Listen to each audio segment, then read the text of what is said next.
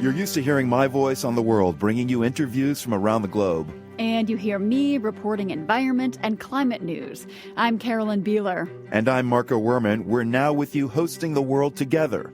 More global journalism with a fresh new sound. Listen to The World on your local public radio station and wherever you find your podcasts.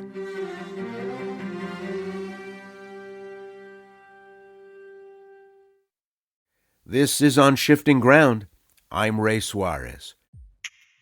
Campaign managers give direction to parties, steer candidates, and craft messages that will connect with everyday Americans. To put it simply, they make the operation run. They see just how personal and taxing presidential contests are. They're the ones left to make sense of the results and help a party pick up the pieces after a decisive loss. Political strategist and analyst Steve Schmidt was a campaign operative for George W. Bush. He was one of the senior strategists and managers for John McCain's 2008 campaign.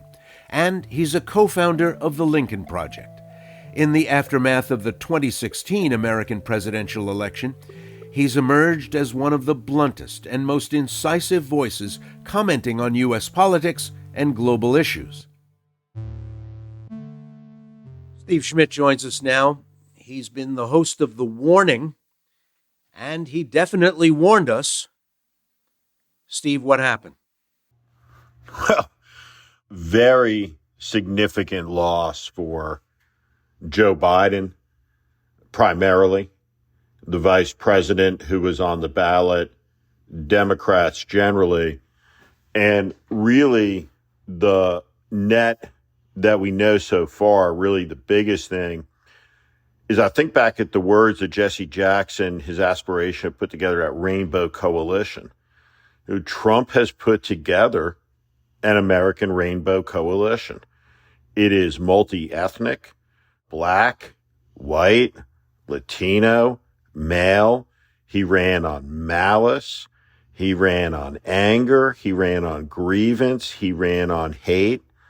So at some level, when we look at Dr. King's admonitions about an America where people are judged on the content of character, we never presumed that the construction of a coalition that looked like this would be a coalition of malice, yet it is.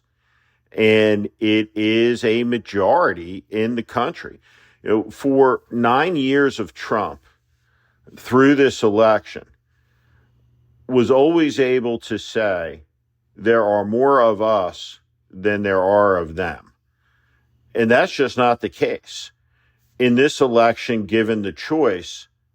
And so this should be a moment of profound introspection. I think the dumbest thing that you read in terms of comments or comments that people are making is, I don't want to hear it about Joe Biden, or it's not time to talk about it, or it's the wrong time to talk about it. There's 765 days until the midterm election, which will be a referendum on Donald Trump's first 2 years and the performance of a likely Republican Congress, 1,460 days until the next election. And it appears to me that the excavation process, the reality process, is going to take every second of it, because there's a question. And here it is. And a lot of people aren't going to like it. What is conceivably so repugnant about the Democratic Party that a majority of the country picked Donald Trump, with a lot of people, including those who voted for Barack Obama 2 times, who believe Trump, who they range from disliking to disdaining, is necessary to protect them and their families from the Democrats? How did that happen? How could the Democratic Party have become so detached, so lost, that it has created a fantasy that that the United States is like the MSNBC green room. And it's not. Well, in defense of Kamala Harris, they had some decisions to make after hitting the ground and make them very quickly. And it seems to me that they decided early on not to follow him down some of the rabbit holes that he was digging during the election. So when he said a crazy thing and the reporters did what reporters do and run with their microphones to say to her or the campaign, he just said this crazy thing, what's your reaction? They didn't take the bait, or they had made a strategic decision not to do it. The assignment seemed to be to talk up the country and talk up the possibilities of the future rather than running him down or spending inordinate amounts of time running him down. And they misjudged. It may be that they just misjudged what people were ready to put up with, which seems to be quite a lot. Well, listen, I think that in the end, the vice president did the very best that she could do in this. She gave it her utmost. There's a moment that comes on The View where she's asked a question. And the question is, would you do anything differently than Joe Biden over the last 4 years in retrospect? And her answer was not a thing. There are two types of elections. There are change elections, and there are more of the same elections. Just like there's night and there's day. This was a change election. And in that moment, she yoked herself forevermore. And that was the first question. That was the first decision, right? That she was going to run substantially on the Biden record, which requires a rejection of what the voters are trying to say. And I'm just going to say this, if I can, which is that I'm a strong believer that adult life requires the ability to hold in your head, in order to survive it, multiple complex contradictory thoughts at the same time. Here's one of them. Trump is the most prolific liar the country's ever had. Ever. In fact, he's the most prolific liar in the history of the English-speaking peoples who's ever held office. Right? Not even close. He's also the most honest president we've ever had in the eyes of a lot of the country. Because Donald Trump is a lot of things, but he's not a hypocrite. And he tells you exactly who he is and what he believes in. So let me ask two questions, right? Who is telling the truth about the border? Would that have been Joe Biden, or would that have been Donald Trump about its security? They were both being deceitful about the border. Joe Biden was minimizing what was going on the border, and Donald Trump was maximizing what was going on the border, and they were both not telling the truth. I don't take a backseat to anybody in the criticism, right, of Donald Trump on this, right? But here's the deal, right? The threshold here is not the guy who's exaggerating. It's the guy who's minimizing, because the guy who's minimizing here is the president, right? And what he's minimizing, right, is an avoidance of reality, which ties into the second one, which is his condition. It was his condition, right? And so who was honest about his condition? Was that Trump or was that Joe Biden? Similarly, Trump was maximizing Joe Biden's deficits, and Biden was minimizing them. When a former president of the United States tells a crowd he doesn't know where he is, he doesn't know anything, he can hardly talk, and then the guy gets up and talks and does stuff and does what presidents do, who's lying? I don't know. What do you think? I want to get into this. I think this is such an important point, which is that when Joe Scarborough looks into the camera and he tells his audience, F you, if you disagree, that this isn't the best version of Joe Biden ever. He's sharper, he has more acuity now than he's ever had, right?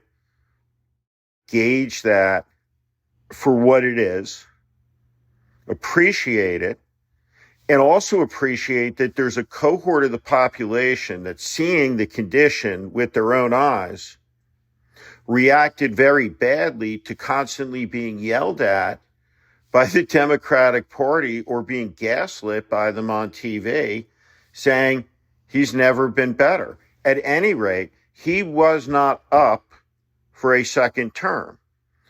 And because of a profound selfishness, which will be his legacy, I called for him to get out 2 years ago, be a one-term president. It all would have been differently. We all make choices.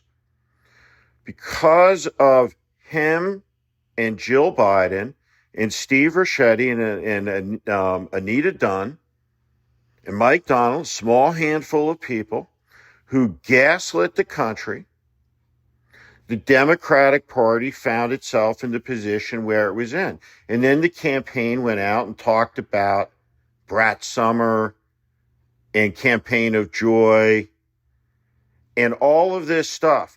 Where was the big animating vision? What big core message did she deliver? What great idea was put forward? What John Kennedy-like call to arms, to action? What revelation of philosophy was there?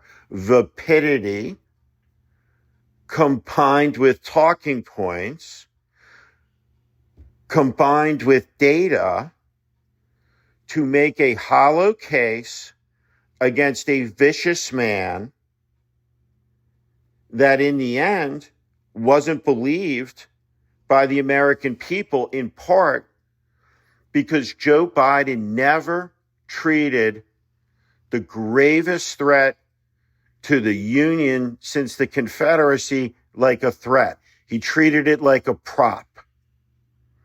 The prop was always there to raise money, to turn out voters. Donald Trump wasn't prosecuted. When he was, it looked political. A disaster.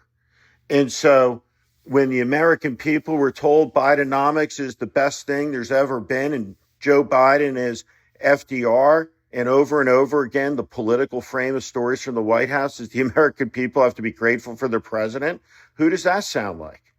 And so in the end, right, one of the greatest acts of egotism in world history, Joe Biden's, which is antithetical to the humility of the nation's founder, broke his promise, grasped for more, and has done profound and grievous damage to his country. That's reality. You know, I wondered at points during the last 4 years why no one on the Democratic side of the ledger was able to talk honestly to the country about what was going on. If Donald Trump had won re-election in 2020, there was going to be inflation in 2021 and 2022. The pandemic had bollocksed up the world supply chain. Money had blown out the door. Huge amounts of money had blown out the door.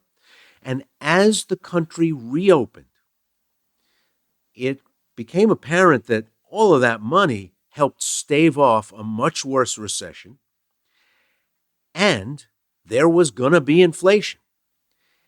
No one on the Democratic side ever said to the country, look, the inflation was the cost of us not having mass layoffs, not having more empty store shelves, not having things much worse.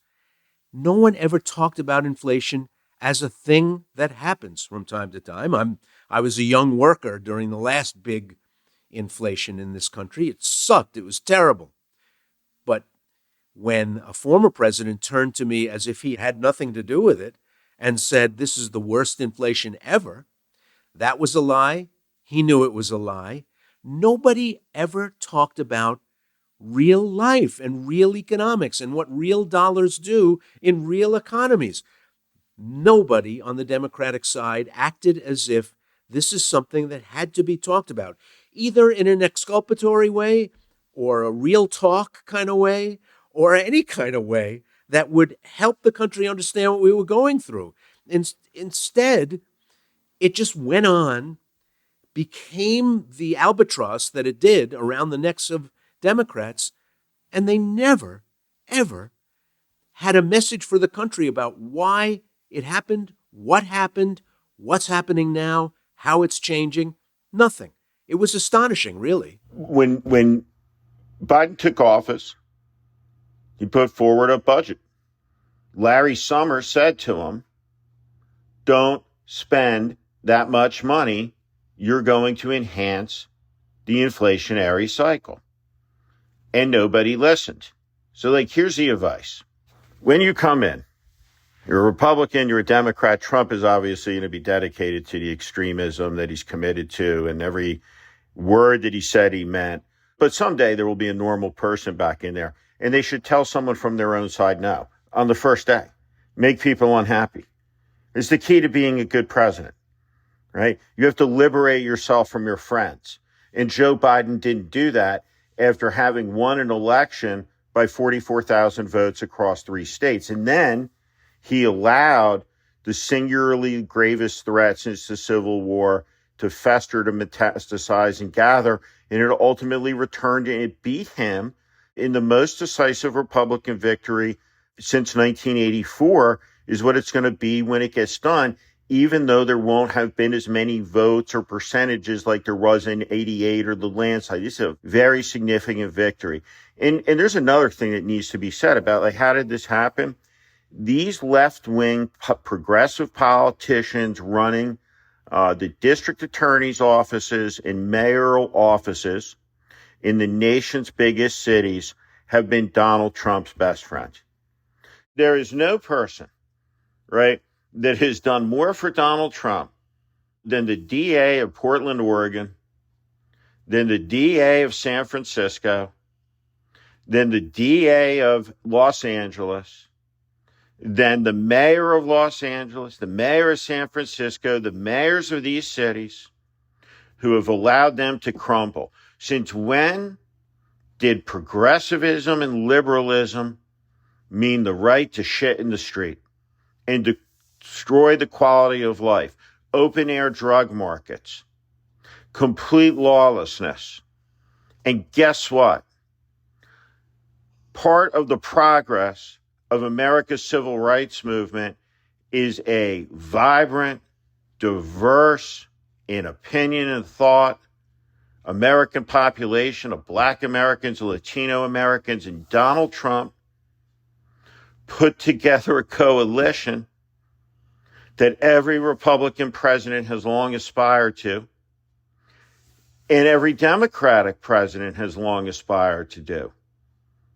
It's multi-ethnic, it's multiracial, bound together by an idea which I think is very toxic, very poisonous, but there's never been an election where the side perceived as the weak side beat the side considered stronger in the history of the United States, and there never will be. So Trump lost the election in 20 because he was portrayed as a fool and as weak. And I'm proud of my role in doing that. That didn't happen this time. What didn't break through along with that was the portrayal of him as someone who breaks the law. And, I get that the vast majority of Americans do not, as I did, read the indictments from cover to cover in Atlanta, in Washington, in New York. If you read them, if you've been a reporter for a day or a witness or a juror for a day in a courtroom, you know that a prosecutor would never enter a court with those bills of particulars unless they had somebody dead to rights. Why'd they wait till the last year? I don't get it, and it will be one of those enduring mysteries. I get this, right? If you wait to the last year, do you get why so many millions of Americans think it's political, like that he walked into it. I mean, when you look at the Fulton County, Georgia DA and her misconduct, right? You're going after the president of the United States. Better be buttoned up. Were these prosecutions buttoned up? Well, in the case of Georgia, why didn't Fonnie Willis just say, okay, you're going to take my legs out from under me? I'm out. The indictment is still the indictment. The investigation is still the investigation. I have already a group of guilty pleas. I got people who are ready to flip. I'm not essential to the process. So I will step aside and another attorney will prosecute this case. If you really believed in the case, that's what you would do, recognizing that there were forces that, because you hired your boyfriend, were trying to take you out of the action. I will never understand why the Georgia case never made it to an open courtroom.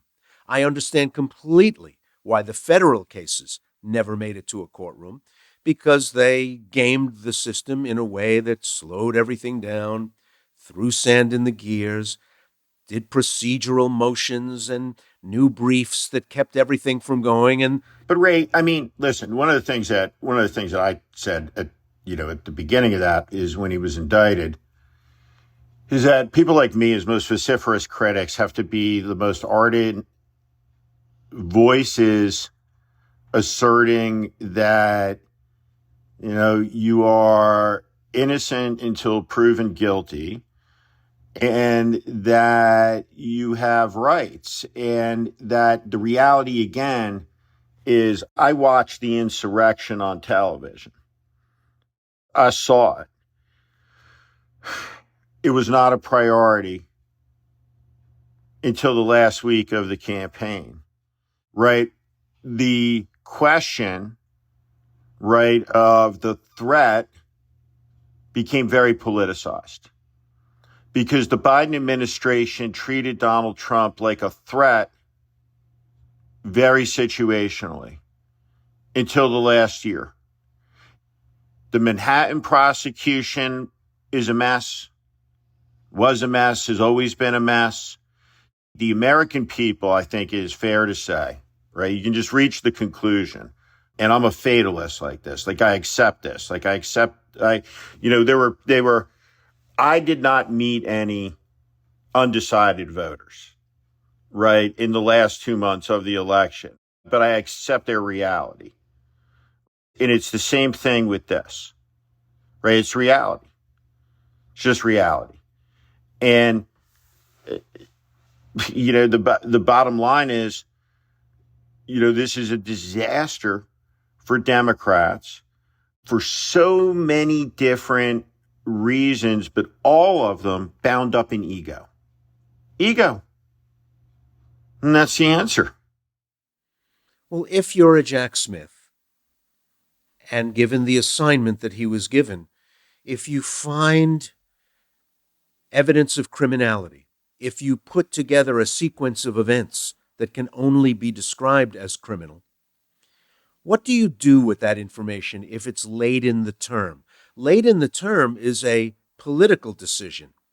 I've found a pattern of criminality is a legal decision. At that point, what should have happened, in your view, as a citizen? Let me answer the question by saying I don't think I'm capable, in an academic sense, of divorcing myself from knowing what the outcome of it all has been, right? So the outcome of it all politically has undermined the rule of law. It has undermined democracy. Look, Donald Trump has won an election. He won. And there's consequences. On the rubble of that politicized Justice Department, and he politicized it, right?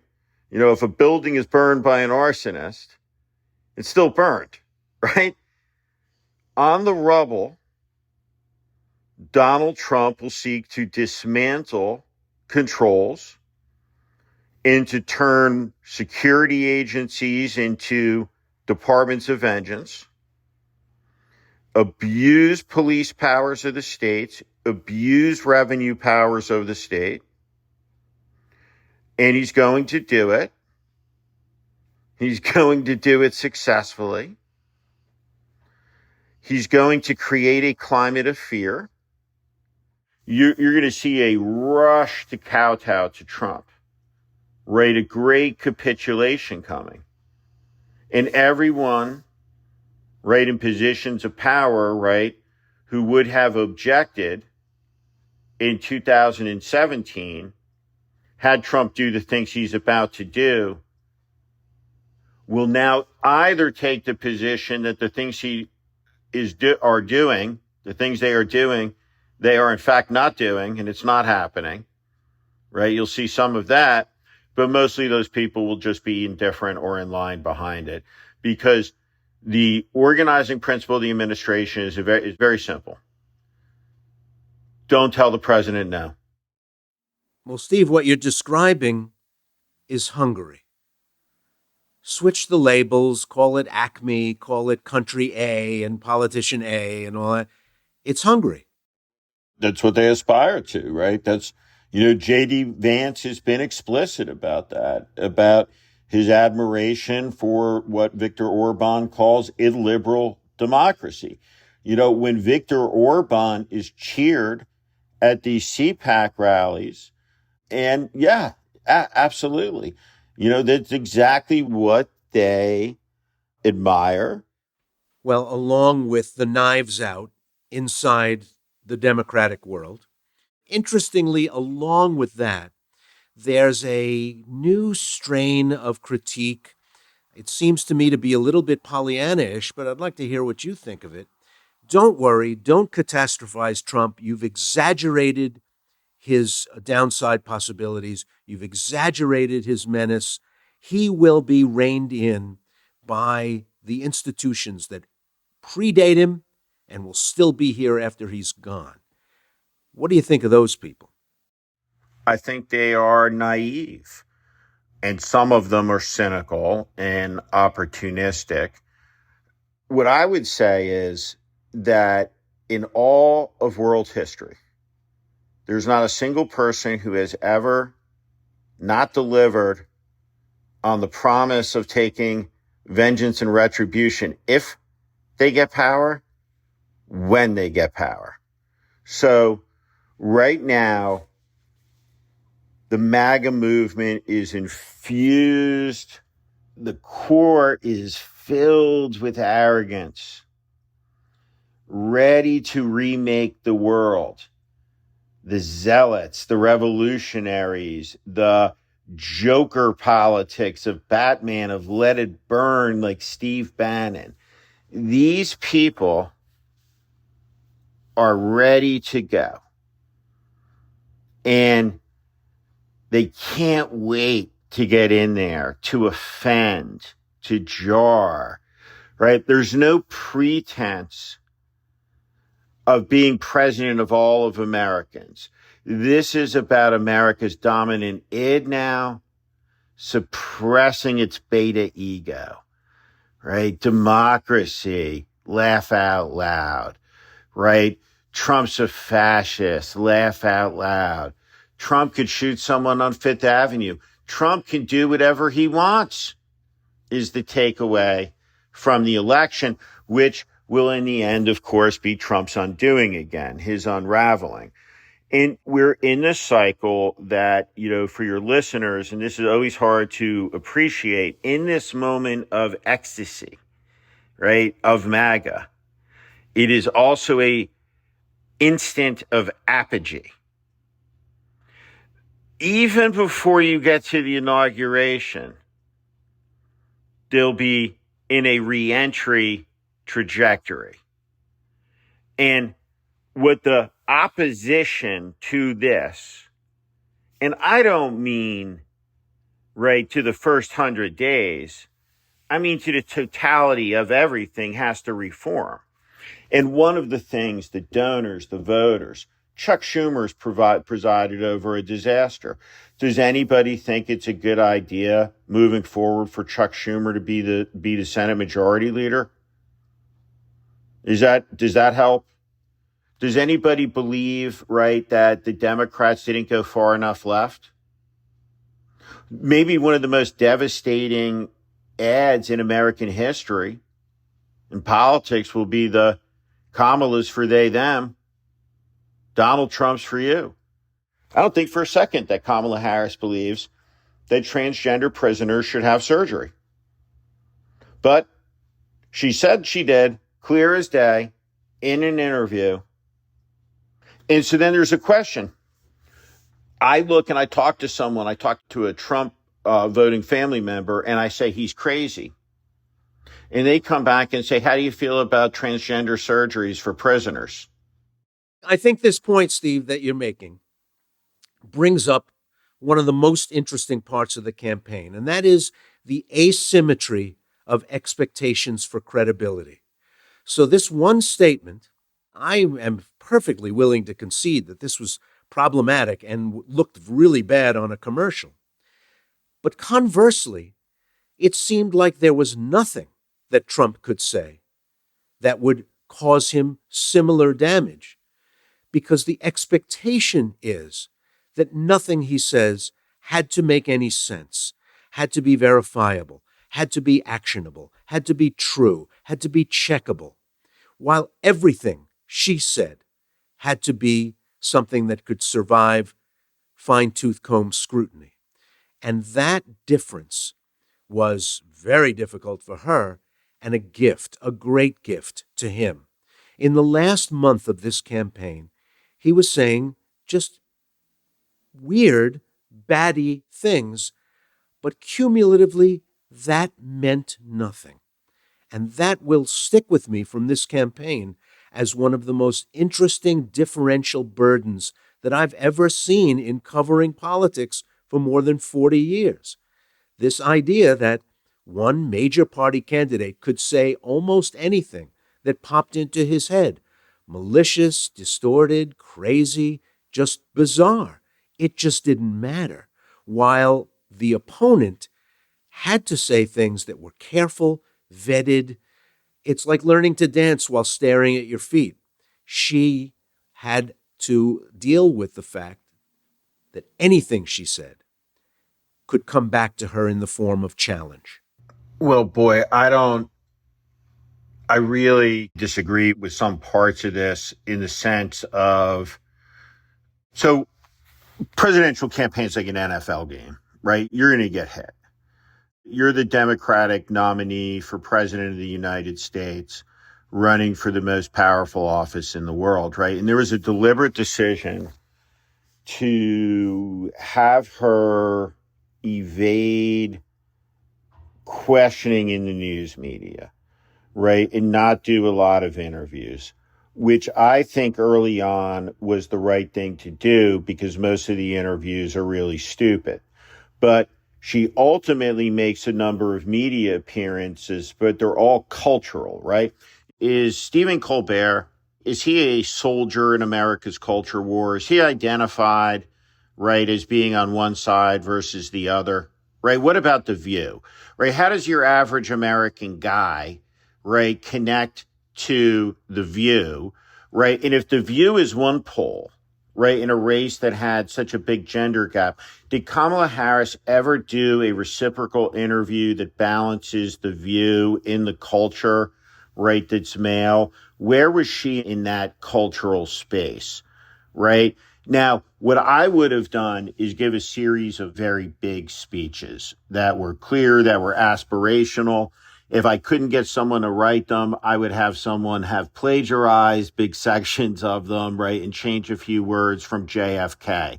But I would have said big things, and I would have taken away, right, that she doesn't stand for anything, and I don't know why she's running, right, for president arguments. But for whatever reason, they allowed themselves to get into a trap that she looked weak and afraid by not answering questions. Right. And what she was saying in the campaign is, I am one of you all. right? I am a product of middle class America. I share your values. And then that ad reveals a position that clear as day, that's segmentable into a TV spot that overwhelmingly the population says, what? Now, I was one of the top strategists for the ACLU on the marriage equality campaigns. I gave a speech for gay marriage 3 years before Barack Obama did. In fact, that was the first time I ever got death threats when I came out for gay marriage. On the day, right, that gay marriage was passed, if somebody had gone out and said, oh my God, this is doom on society. We're going to be losing presidential elections, right? Because, there's going to be transgender people demanding the presidential candidates take positions on transgender surgeries for prisoners, right? This is where this is going to be. This is how the debate's going to evolve. Everybody would have said that will never happen. That's not true, right? So there's been rapid social change in America at a time of rapid technological change, right? We've had 2 women nominees for president of the Democratic Party in the 21st century. We've had the first Black president. We've seen legalized gay marriage. We see one of the highest percentages of foreign-born population in American history. We see a Latino demographic, right, that is no longer first generation, right? It's second generation Latino voting. It's third generation Latino voting. It's fourth generation Latino voting. And a fourth and third generation Latino as an American is indistinct from an Italian or a Polish or anybody, right, who is part of the fabric of the country beyond the first generation. And so what Donald Trump has done is build this working class coalition. It's white and black and brown. And so when you see the response, right, already, from the exit polls, it'll be weeks before you can tell fully when people are like, oh, half the country are Klansmen. Like, no. That's not what happened here. It's not what happened here. It's a lot more complicated than that. And Steve Schmidt, I'll be interested in seeing both how this evolves as people take stock of what happened last Tuesday and how you take stock of it all as I watch The Warning. Or I guess maybe, does it have to be called something else now? I think things are going to get worse. I think he's going to abuse his office and power and do some terrible things. I think that this is going to be a real time of testing and struggle. We have a real absence of leadership, a real collapse of trust. And before we get to renewal, which we will get to, we're going to go through some things as a country. But it's very important to look very honestly about what happened. And what happened was, going back to the beginning, most people look in an election, they say the outcome was determined by the last thing that happened. It's always determined by the first thing that happened. The first thing that happened, tragically, was an old man filled with ego, pushed on by his wife and 5 advisors, gripped onto power as opposed to letting it go and letting a process play out. And because they did that, here we are. Steve Schmidt, thanks a lot for joining us. Thank you.